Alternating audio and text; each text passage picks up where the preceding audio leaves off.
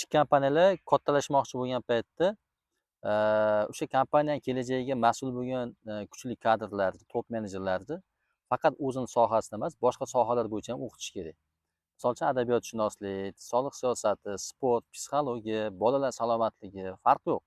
Qaysi sohadan bo'lishidan qat'iy nazar o'zini chempionlarini chaqirib, o'sha top menejerlar bilan uchrashuv belgilab, ularni o'qitish kerak. Chunki kompaniyada rivojlangani sari qanaqadir muammolar chiqadi, qanaqadir masalalarga yechimlar topish kerak bo'ladi, qanaqadir ideyalar kerak bo'lib qoladi. Shunaqa paytda top menejerni fikrlashi birinchi o'ringa chiqadi. Agar top menejerlarni o'qitmasangiz boshqa yo'nalishlar bo'yicha, kompaniya hajman kattalashaveradi, lekin dunyoqarash bo'yicha, tafakkur bo'yicha baribir kichkina bo'lib qolaveradi. Shuning uchun rivojlanmoqchi, kengaymoqchi, masshtablashmoqchi bo'lgan kompaniyalarga maslahatim, faqat biznes egasi emas, top menejerlarni ham imенно biznes bo'yicha va boshqa yo'nalishlar bo'yicha ham o'qitish kerak.